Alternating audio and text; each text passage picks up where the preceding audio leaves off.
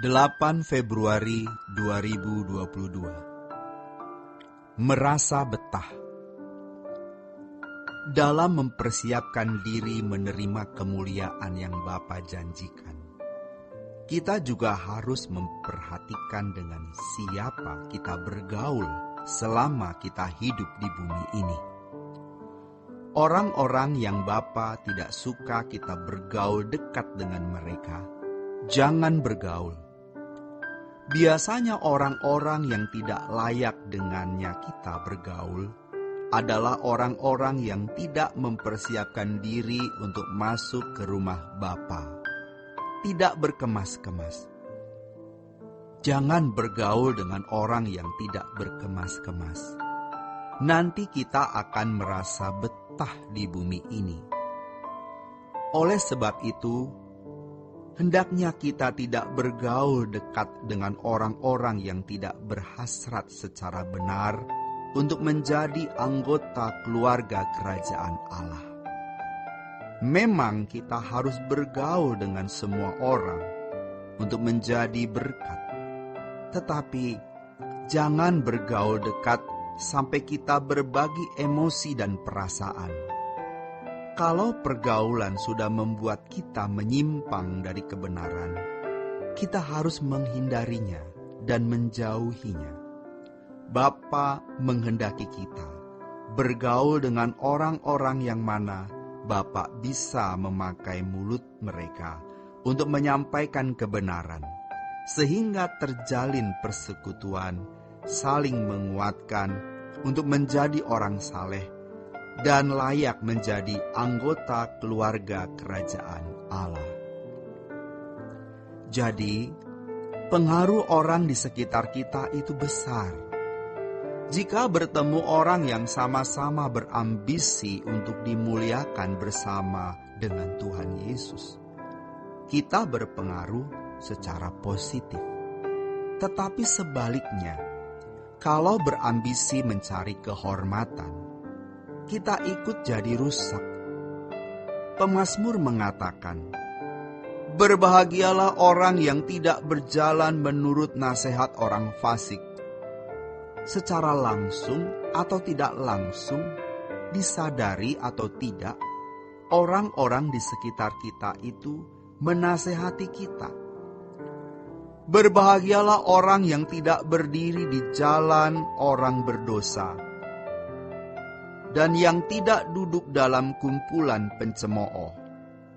Dalam bahasa aslinya pencemooh artinya adalah orang yang menilai salah orang lain.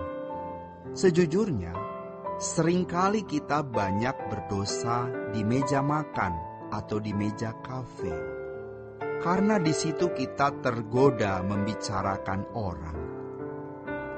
Jadi, mestinya kita bergaul dengan orang yang kesukaannya ialah Taurat Tuhan dan merenungkan Taurat itu siang dan malam, terus-menerus. Oleh sebab itu, mulai sejak hari ini, kita harus benar-benar meninggalkan teman-teman yang tidak membawa kita kepada kebenaran. Dan selanjutnya, kita selektif terhadap siapa yang menjadi sahabat kita. Sebab, kemuliaan bersama dengan Tuhan itu tidak murahan. Harus dibangun sejak dini. Jangan menganggap murahan, lalu kita menunda bertobat, menunda hidup suci, menunda berkorban. Jangan begitu. Baiklah kita menghabiskan sisa umur hidup kita untuk memberkati. Kalau seseorang benar-benar berurusan dengan Tuhan secara baik dan memiliki keintiman yang benar dengan Allah, pastilah tidak merasa sejahtera bila bergaul dekat dengan orang-orang yang tidak takut akan Allah. Dalam hal ini, kita harus menyadari bahwa tidak semua orang yang beragama Kristen itu Kristen. Kristen artinya seperti Kristus, atau paling tidak semakin berproses seperti Kristus. Kita semua belum sempurna, tetapi harus ada perubahan dan pertumbuhan. Bergaul dengan sesama orang Kristen belum tentu menjadi baik kalau orang Kristen tersebut tidak dewasa rohani. Bergaulah dengan orang-orang Kristen yang berhasrat untuk menjadi anggota keluarga kerajaan surga, yang sungguh-sungguh mengajak kita berkemas-kemas. Agar ketika kita berdiri di hadapan tahta pengadilan Kristus, kita diperkenan oleh Tuhan. Dalam hal ini, kita minta petunjuk Tuhan untuk membedakan roh.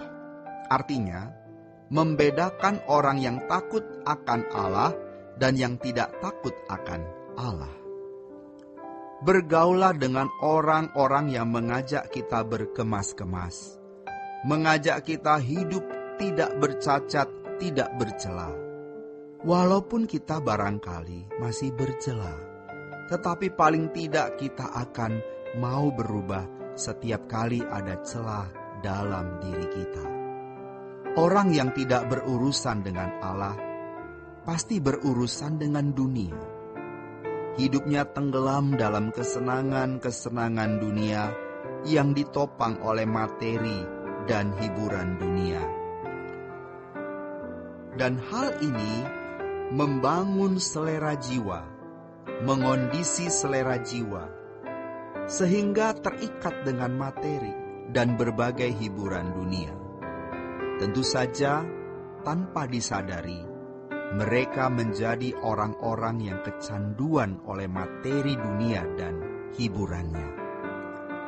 Inilah keadaan orang-orang yang terbelenggu oleh kuasa gelap, dan semakin hari akan semakin terikat sampai pada taraf atau level tertentu.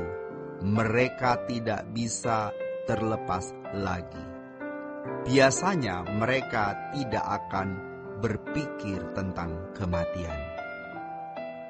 Orang tidak berpikir serius tentang kematian membahayakan diri sendiri. Orang-orang yang tidak mau mengerti biasanya berpandangan bahwa orang yang selalu berpikir tentang kematian atau kekekalan adalah orang yang putus asa, tidak bertanggung jawab atas hidup hari ini, antisosial, kehabisan bahan khotbah, dan sebagainya. Padahal, ada titik tidak balik ketika seseorang tidak bisa lagi memikirkan mengenai kematian, sementara dia masih hidup.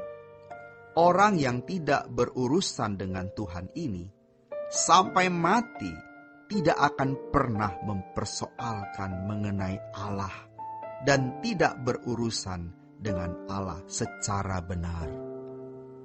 Allah dianggap bodoh. Di dalam Mazmur 73 ayat 11 dikatakan, "Dan mereka berkata, bagaimana Allah tahu hal ini? Adakah pengetahuan pada yang maha tinggi?"